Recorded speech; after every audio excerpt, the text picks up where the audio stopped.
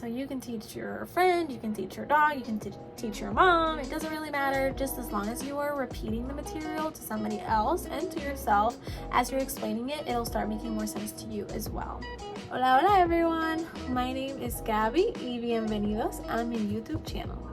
In this video, I'm going to be talking to you about different study tips and tools that I have used in the past semester and a half as a new college student. These are just things that I have learned in college and also that I carried on from high school.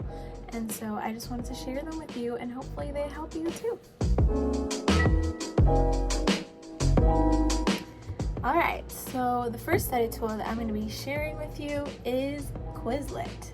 Now, I'm sure that many of you are familiarized with Quizlet, and it is something that I have used from high school till now. Quizlet is basically a place where you can make your own flashcards and test yourselves online.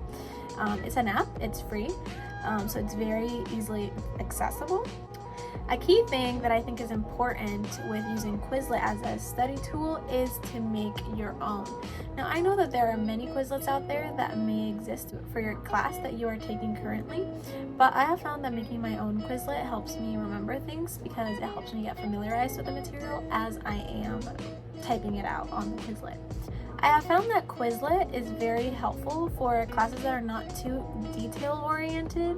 For example, I use it a lot for my psychology class and it works fantastic for it because a lot of psychology is basically understanding their application and knowing their definition. So I will make the flashcards with the definitions and then in my brain I'll just kind of apply it to a situation. Classes that are more detail oriented like biology, I find that it is a little bit harder to use Quizlet as a study tool because it is so much information that you're having to write down in the flashcards.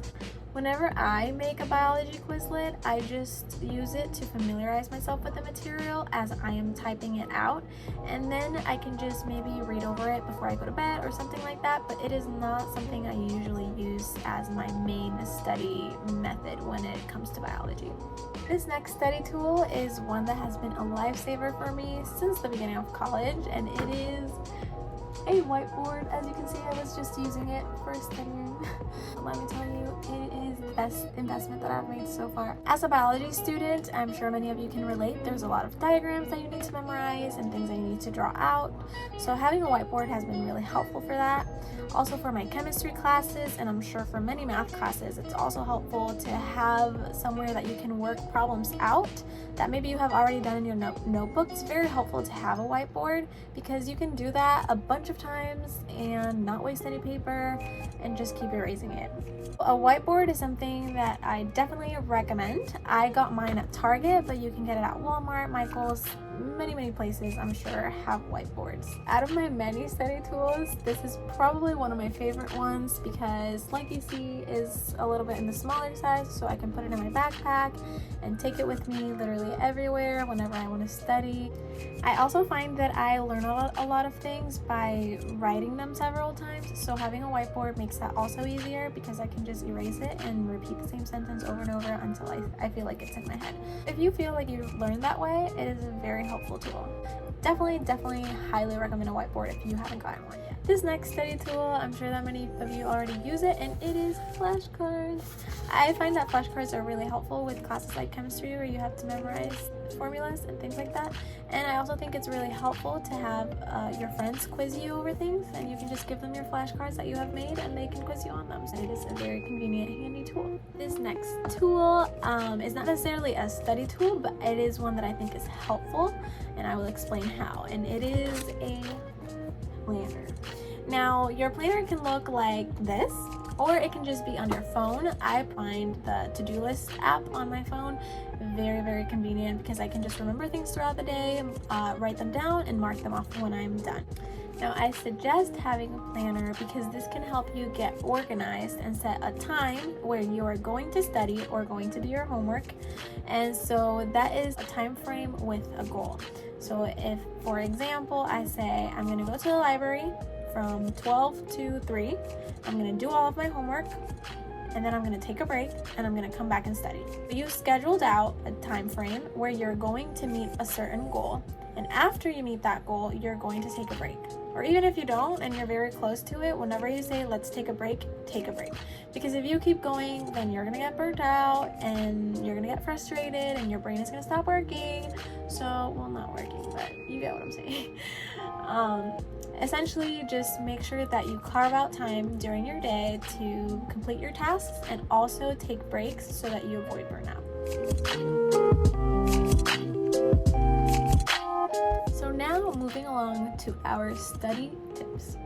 And the first study tip that I'm going to give goes right along with my last study tool that I just gave to you, and it is get organized. I don't know about you, but I get really frustrated when my notes look like a mess and I can't follow them and I can't tell what step goes after what. So I made it a goal this year to make sure that my notes were organized, specifically in my chemistry notebook, and I'm just going to show you what that looks like so you have an idea.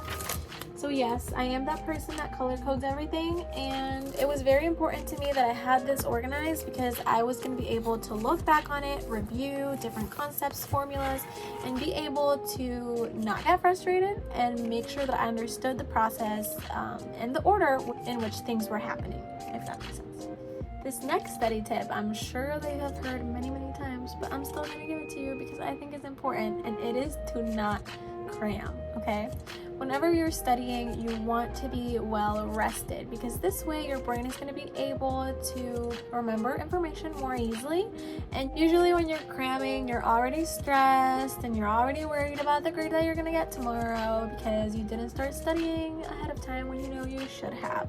And that alone in your brain, the pressure that you're going to put on yourself is not good for the learning process. So a couple of tips that I have to avoiding this is to start studying ahead of time. This may mean a couple of days before the exam, up to a week, I would say, is about a good amount of time to study, depending on the subject of the exam. So for example, for my biology courses, I try to start studying about a week or a little bit over a week before the exam, because it is a lot of material that I need to get myself familiarized with and a lot of material that I have to recall. A lot of the times in a test, you're making educated guesses instead of knowing 100% what the answer is. And so something that helps with this is being familiarized with the information and not necessarily knowing the information word for word, which is probably what you're trying to do when you're cramming, is memorizing word for word. And you might get a problem in an exam that it is applying the information that you were supposed to have learned already. So with the studying ahead of time, actively engage with the material that you are learning. It doesn't mean only reading over the PowerPoint that the professor went over or the teacher went over. It also means trying to recall that information that you have already heard. So for example, this is when my whiteboard comes in a lot of the time. It is when I start jotting down the main points of what I remember from something that I just looked at. For example, I went through the PowerPoint. Now I'm going to jot down a couple of the main points that I thought were important in that slide, etc., etc. So you are actively engaging with the material and not just looking at it. This can also mean getting a study group, which is another of my study tips. Getting a study group is very helpful because you're going to be engaging with other people and they might give you ideas to remember concepts that you may not understand. And so they may explain it to you in different words and it might make sense. As you're helping each other, you're seeing that, oh, I don't know this, but they do, and they're explaining it to me, or they don't know this, but I'm explaining it to them. Having a study group can also help you learn new details that maybe you overlooked and didn't think were important. And this has actually happened to me several times where I go to a study group with a couple of my friends and maybe they mentioned something I hadn't thought was important or I overlooked on a slide, but then it comes up in the exam. And since they went over it, then I remember, oh yeah, this person said this, and then I can recall it on the exam. So it is something that I highly recommend, is finding a good study group. My next tip is to find somewhere that you can focus and go there to study.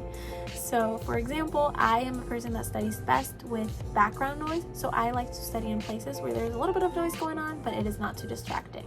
Other people like to study in quiet places, so find a quiet place where you can focus. If it's a room where it's too dark, I find that I can't focus very well, so I try to go places where there is a lot of natural light coming in and light colors on the walls and things like that. So just somewhere where you don't feel stressed out and you feel like you can do your best work at. So our last tip is going to be teach. To teach is my last tip. What do you mean by that, Gabby, you may ask? Well, I mean that you should teach the material that you're learning to other people. Even if you don't completely understand it and you are not sure exactly what you're teaching, I find it pretty helpful to put things in your own words, simplify things, because usually when you're teaching somebody the material who is not necessarily super familiar with it or is asking you about it, then you simplify terms in your own words, and that will help you remember things better. So you can teach your friend, you can teach your dog, you can teach your mom, it doesn't really matter, just as long as you are repeating the material to somebody else and to yourself as you're explaining it, it'll start making more sense to you as well. And so those are my study tools and tips, you guys. I hope that you found this video helpful. I invite you to comment down below any tips that you may use yourself that I didn't talk about, and also to like this video if you found it helpful, and subscribe if you want to see more content like this or other things. I'm not really sure exactly what else I'm going to be posting about, but I am open to suggestions, so don't be afraid to also suggest different topics that you want to see me talk about in the comments down below. Anyways, thank you for your time, and I hope that you have a wonderful rest of your day.